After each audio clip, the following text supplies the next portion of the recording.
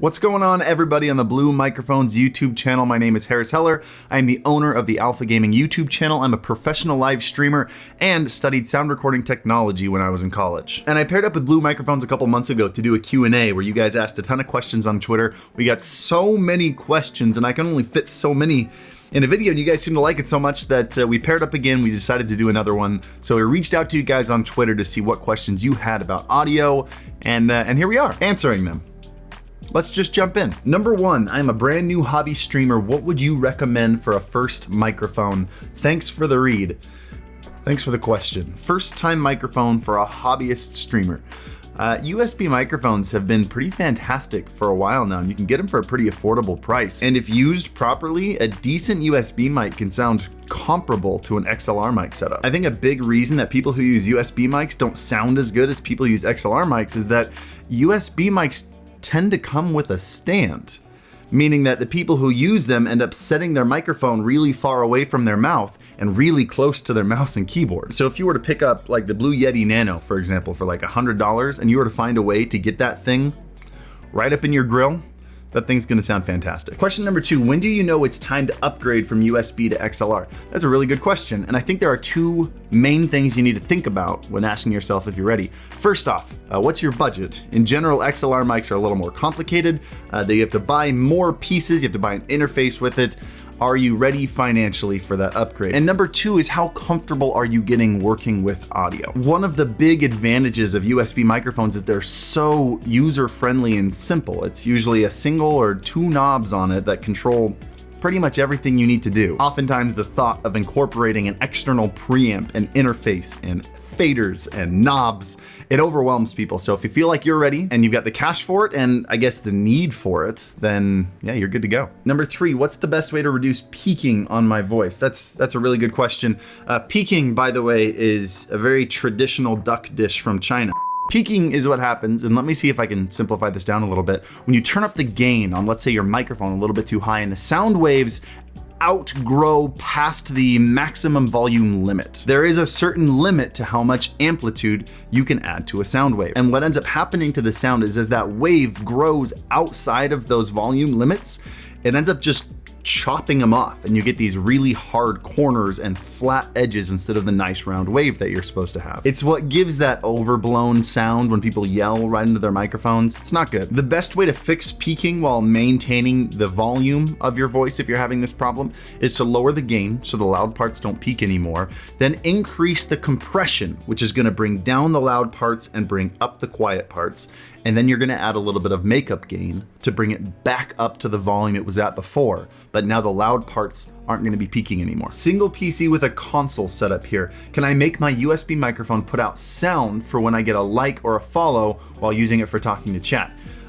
Yes, actually, it's very simple. Your microphone, hopefully, is plugged into your PC, because that's how you get it connected to your stream. All you need to do is go into your Windows sound settings, go to the place where it says choose your output device, and select your microphone. Then all those sounds should come straight out of the microphone into your headphones. What should I invest in if I'm looking to treat a carpeted room for acoustics? Okay, so you're in a carpeted room, but you're still getting some noisy room reverb. The biggest culprit of room reverb is blank parallel walls. So identify blank parallel walls and just cover them with something. If you were making a professional studio, there's very specific types of foam that absorb and diffuse sound properly. If we're talking about a live stream, the bar is a lot lower. Like the foam you're seeing behind me, that's not like professional sound foam at all. That's just Amazon foam, super cheap. And it works. You can even just put furniture in front of your blank spaces. That's actually a pretty common way to sound treat a room. What are the three most important microphone features, and what's the point of diminishing returns? I would say the three things that are most important to a microphone are obviously, one, sound quality.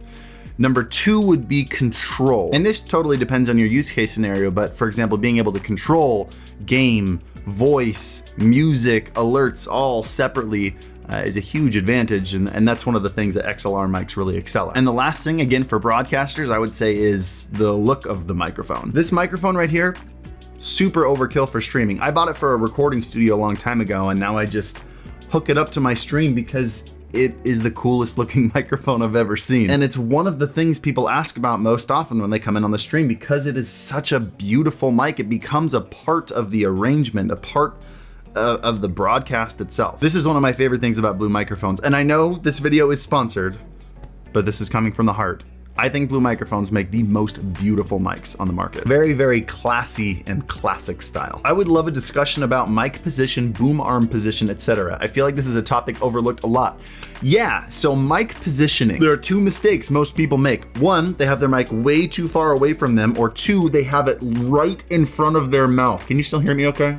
I hope so. The problem with having it right up in front of your mouth is you capture a lot of plosives. And by plosives, I mean that puff of sound with T's and P's, whereas sound is compression waves traveling through the air. Plosives are actual bursts of air hitting the microphone. That's why you have things like pop filters on microphones, is they stop those plosives. But another way to do that is just to have your microphone slightly offset. So the plosives go right past it, but it still gets to pick up all the audio that's coming out of your mouth. Keep in mind, that's more of a suggestion for live broadcasting and not so much professional studio settings. What's your go-to signal chain? By the way, signal chain is essentially the route in which an audio takes to go from your microphone all the way to the output. For example, my signal chain with almost anything I plug a microphone into is a noise gate first, EQ second, and compression third. The order matters. If we want to talk about why, that's a whole video topic, but that's the order. I speak in my stream and I hear that my voice repeats itself like an echo. What's the solution to this?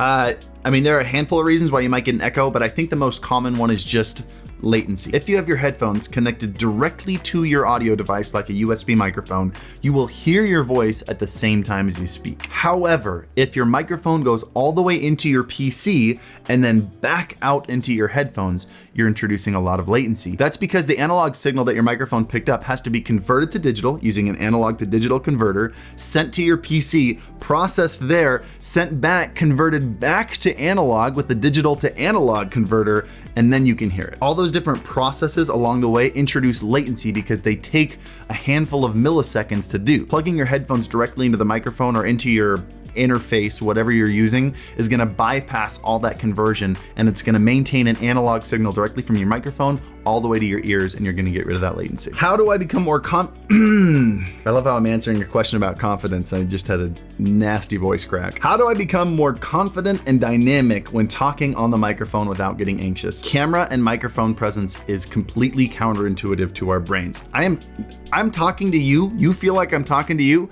I'm not talking to you. I'm talking to a lens. It takes a lot of practice for that to feel natural. So here's what I would recommend. Start building your self-awareness by watching some of your favorite YouTubers and try to recognize what mannerisms and things that they have about the way they present themselves attract you to them, make you enjoy watching them and consuming what they say, and then be willing to go and watch your own content and ask yourself the same question. What are my strengths? What are some of the mannerisms I do that I think might be turning people off and make me look a little uncomfortable? How can I adjust those? If you want serious improvement, it's going to take a combination of time, practice, and really observing yourself and fine-tuning. It's a skill, just like anything else. You got this. Who made it to the end?